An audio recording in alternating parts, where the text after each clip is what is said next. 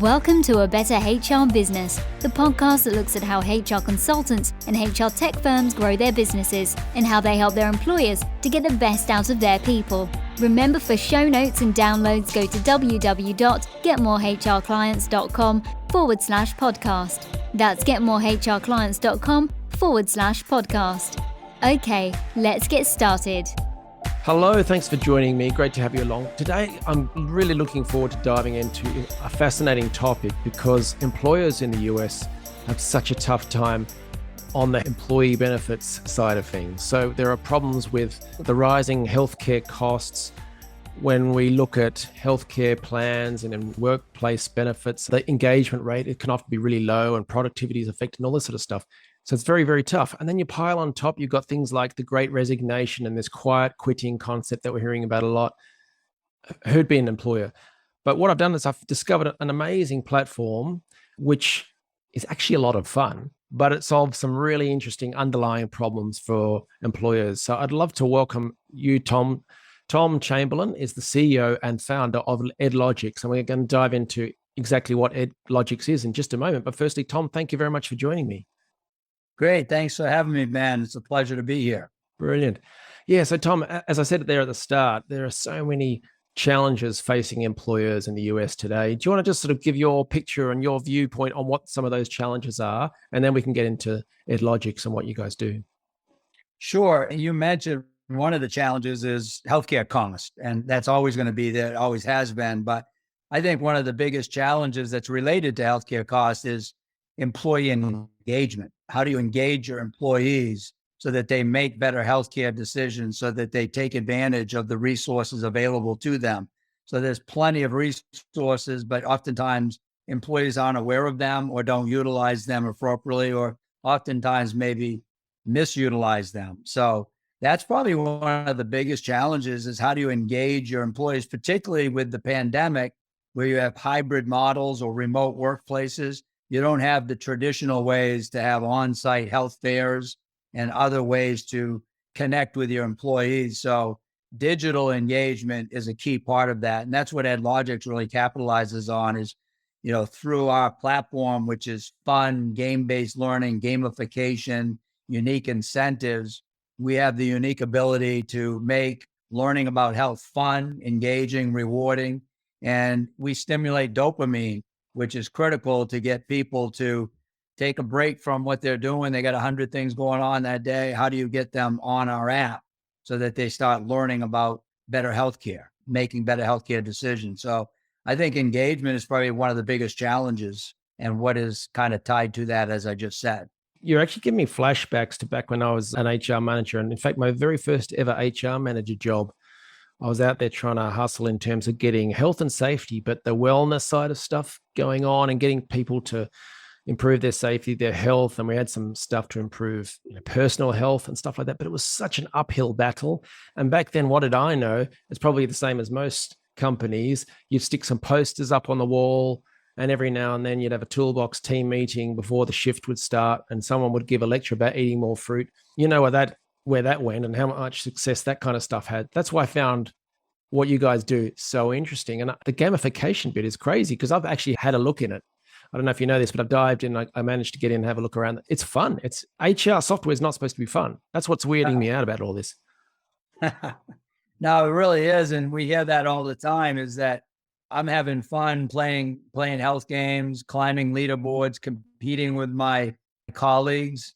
And before I know it, I've learned a lot about, the HDL is the good cholesterol, or what is a good hemoglobin A1C, or what should I be doing to kind of reduce some of my stress and anxiety. So it's a really cool, engaging way to, educate them. And it's done real quick, as you could tell, quick hits, micro learning, and repeating the information in different ways so that it sticks. Because oftentimes reading something one time or seeing something once doesn't really stick, but multiple ways of building different kinds of health games and sharing the same core messages that are really evidence-based outcomes. Yeah, got it. And in a moment, I want to sort of loop back to why an employer would look at it. And and how it ties back to some of those pain points that we were discussing earlier. But can you just give us a bit more detail as to the kinds of content? Because, yeah, I get that there's gamification, there's quizzes and games and all kinds of fun stuff.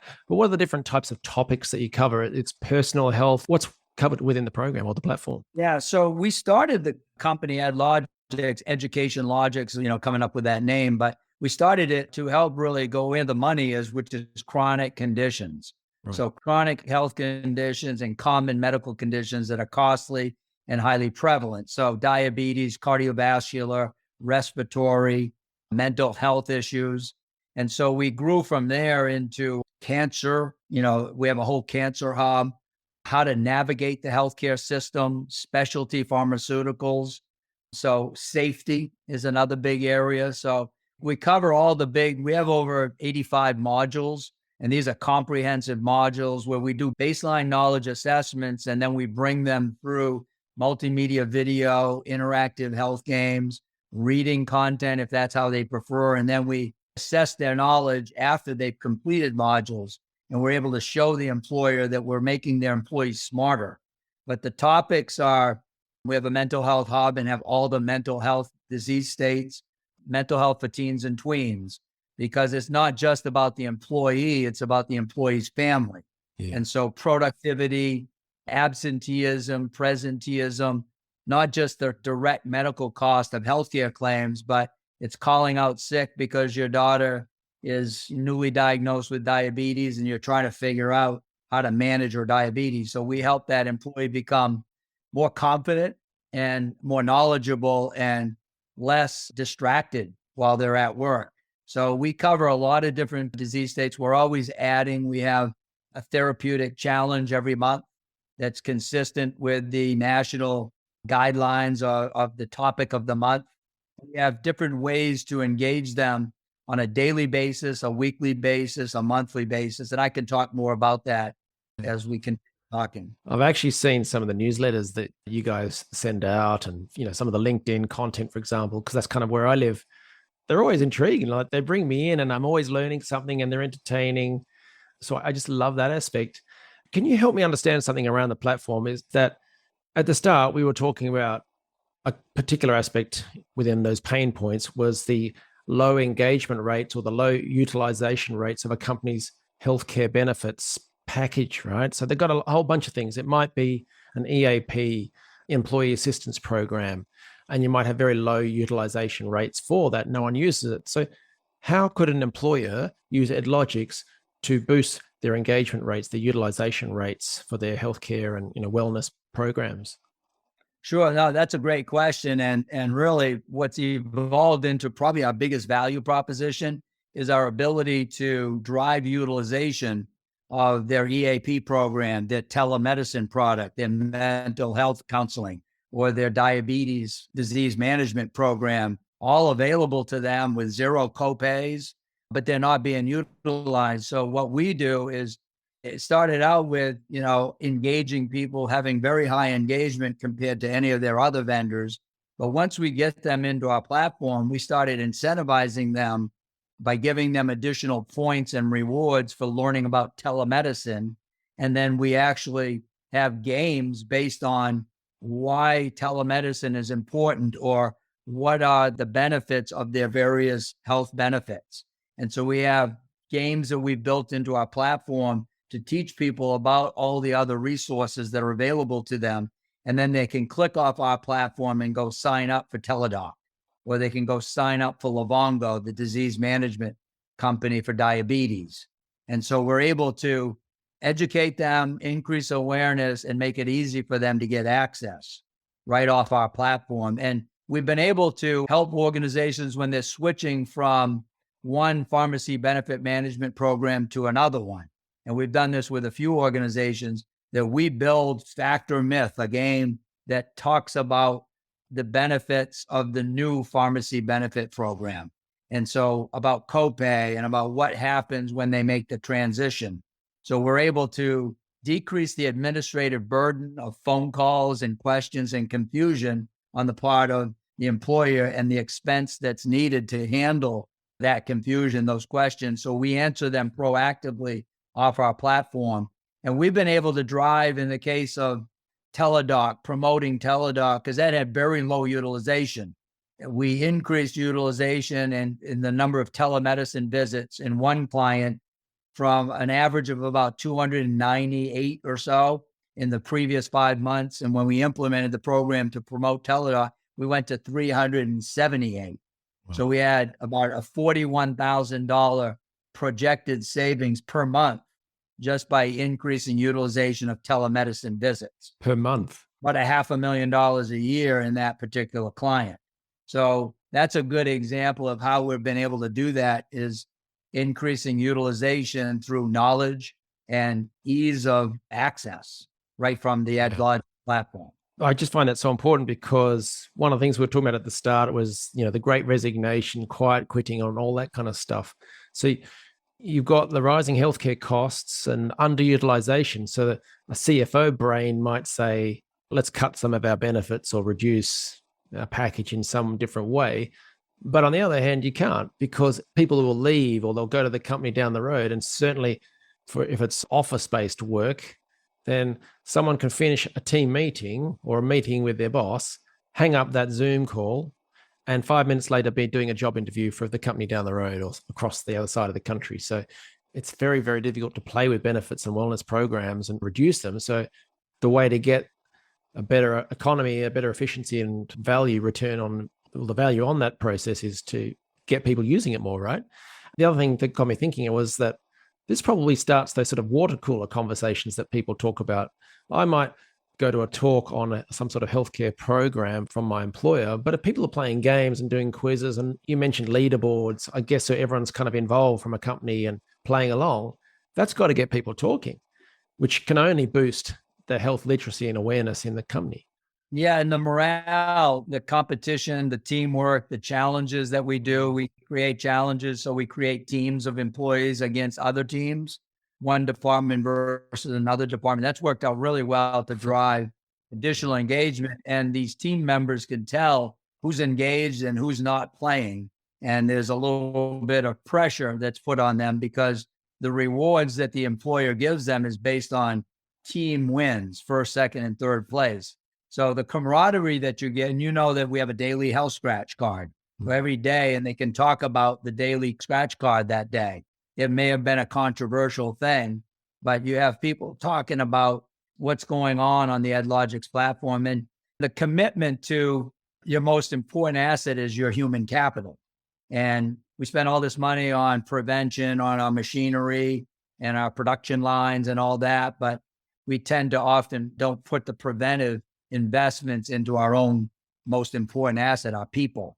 And so this is really, we care about you, we care about your family. Your family's health has a direct impact on our value as a company. And as employers, it's not like just a wellness program of eat vegetables, eat better, and exercise more. And those are all important. And we have that on our platform. And we drive people to their wellness program, because we're not a wellness. We oftentimes, put in the bucket of wellness, but we're really a health literacy engagement platform that serves as a communication strategy. And so we promote the wellness programs that they're currently using, and we can integrate into the point system as well through single sign-on. So we have the ability to integrate in with those existing programs and, the opportunity to really connect with those people. And oftentimes people aren't ready to go. And as you know, mental health, you talked about the pandemic and quiet quitting, people that are disengaged, but you got a lot of people that are struggling with mental health issues. Our platform is a vehicle that can help them understand the issues, get them prepared to get ready to seek help. So we're a really good resource from the time they've identified an issue to the time they seek help. And that's an important, once they do seek help from a counselor, they're more educated because they've learned about stress. They've watched our videos about anxiety, depression, bipolar. And so they're much more educated by the time they see a healthcare professional. Sorry, I was going to say that we all know that it's better to prevent than try and deal with the aftermath of something going on, whether that's a person or a piece of machinery, whatever it may be, but get in there early so you're educating. But we've been talking about employers and so on, but I've still got my HR hat on. And I think back to when I was having to, as an HR leader, run an EAP program, for example, amongst other things. And I'd get an annual report or a quarterly report on the number of hours of calls made and stuff like that. And the numbers were always tiny. And I had people on my back as an HR leader saying, hey, we're spending this money. How can we get more people using it? So I can see this being a very useful way of getting more people using different things, whether it's the APs or the teledocs, all those kind of stuff. But also something you mentioned earlier about the fact that it's educating people as they go on the different benefits and the package details and things like that. We all know that HR people go crazy at enrollment time because the questions are flying in and it's just, they're swamped with so many demands and people asking about what their options are. I love the fact that this can take pressure off an HR team whilst also making them look good because it's improving the utilization rates and engagement rates. Plus, it probably also does boost the morale and employee engagement in general because you're seen as a good employer of choice. Would that be a fair summary? Yeah, I think it really is. And you mentioned the HR side. During all of that stuff, there's a lot going on. And one of our biggest values, it's so easy to implement our platform. Right. And so, people can't really take time to kind of spend hours and weeks to implement a program. But the value of our program, we can deliver a customized solution to that employer, brand it, private label it, and do that with literally, one of the biggest challenges is whitelisting us so it gets through the firewall. But in a matter of a couple hours, they tell us what they want. They tell us the incentive strategy. They tell us how often and how we want to communicate. Do they want family members to be invited? Are family members eligible for the raffles and the prizes? But once we get that, after a couple hours, we put all that together. We manage the whole thing. So the biggest value from an HR perspective is how easy we are to work with and how easy we are to implement. And then the data that we can give them is real-time data, utilization data on what's happening with their employees right now. I'm guessing it's all secure and compliant and data protected. Yeah, highly secure, HIPAA compliant. We don't handle data right now, but we have the ability to take in claims data so that we can more specifically target particular therapeutic areas by employee with consent, with permissions. But we have the ability, our clients, our banks, our government agencies that are very sophisticated that require, we obviously have a BAA if needed. We pass all the third-party attestations trying to get in and hack into our platform. We have to go through all that to make sure that we can land these large clients that are very sophisticated with sensitive information. Yeah. Fantastic. Have you had any success stories or good feedback from employers? Because I'm curious to see how they're using it. Yeah, I mean, one of them is, I alluded to one of them with the 31% increase in telemedicine visits. Yeah. Right. And the increase in utilization of, we can't necessarily say that it was always attributed from us to get them to sign up, but we've increased the link between us and telemedicine people and their other chronic conditions or their EAP program.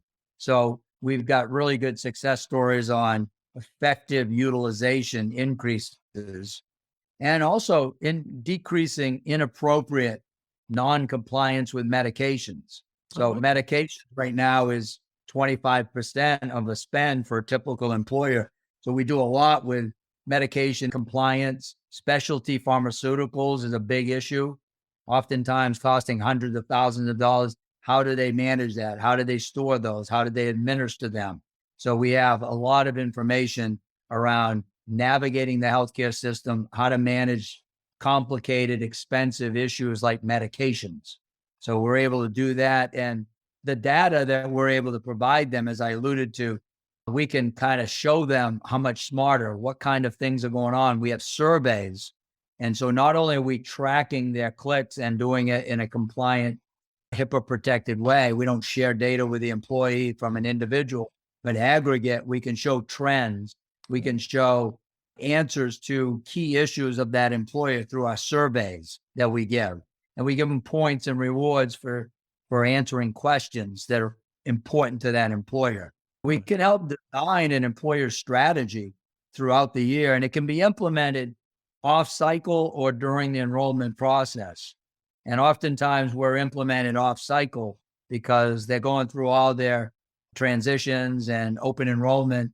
And then we come in and make sure that the benefit consultants see us as a wraparound to all the recommendations that they make.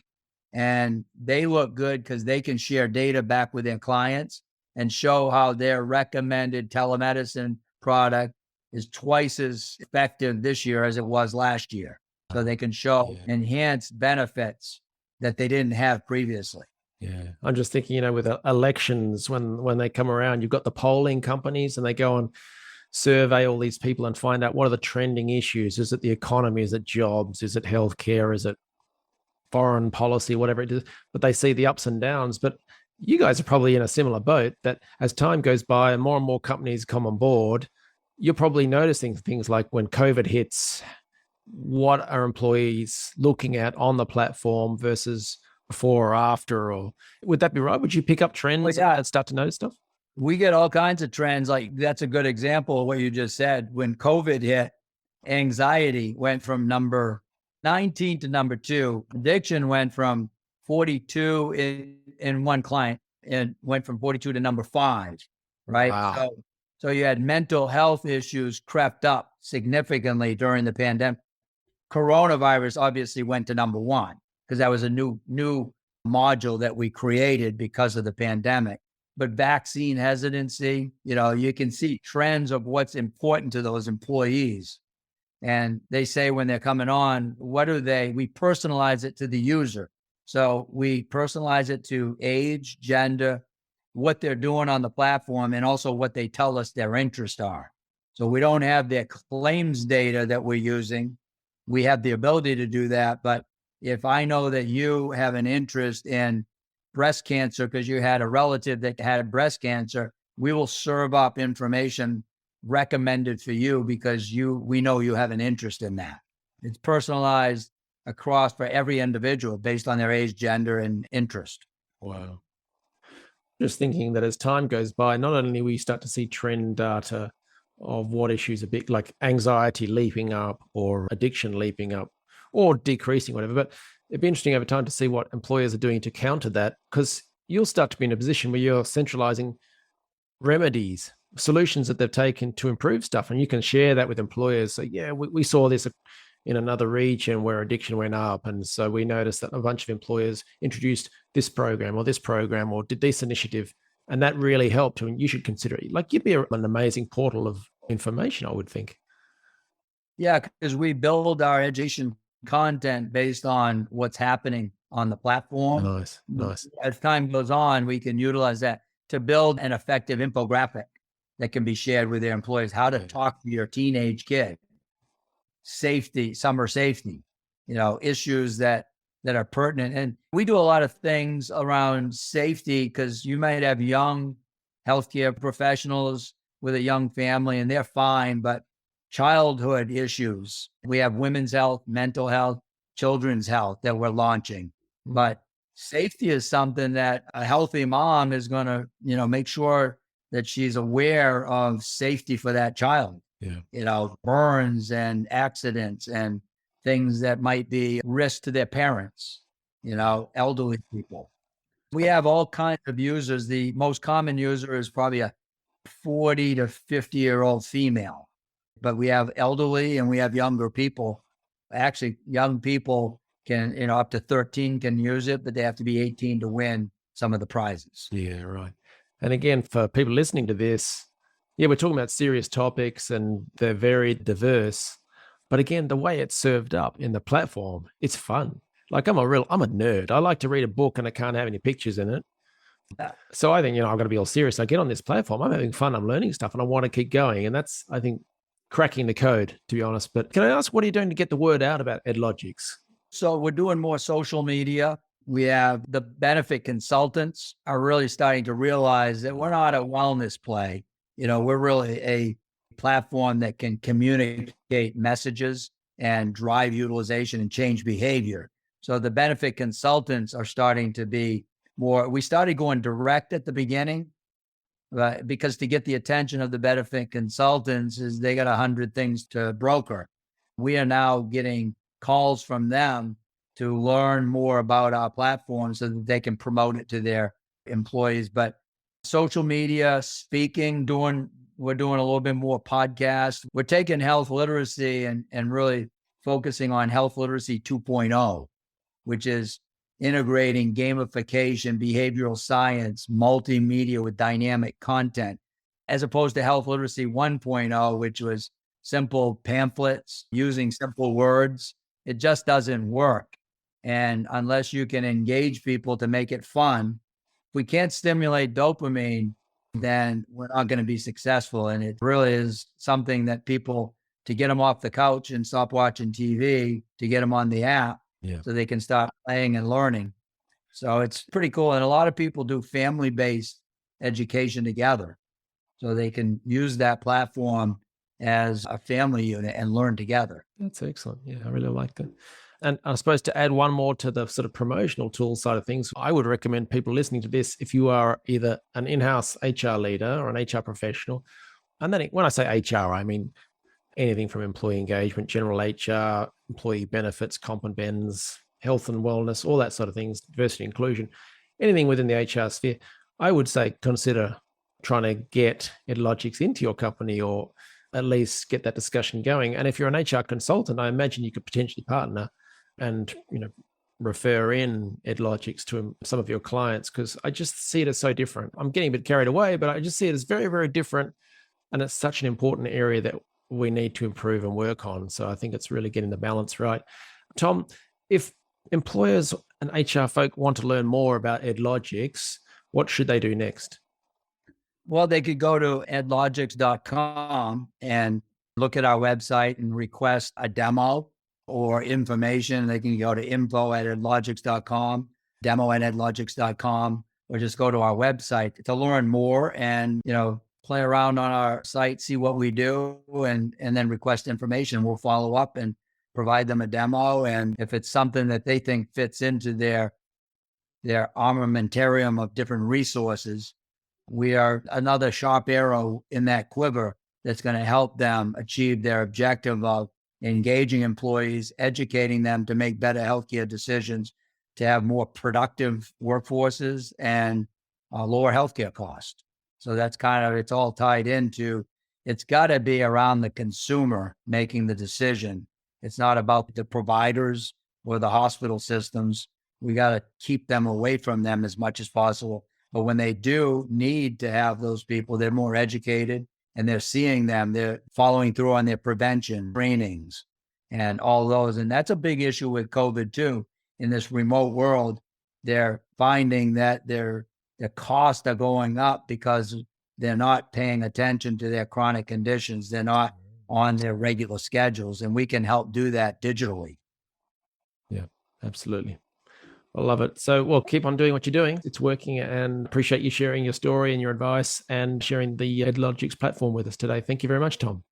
Great. Thanks, Ben. I appreciate it, and look forward to keeping in touch. Let me know what I can do to spread the word.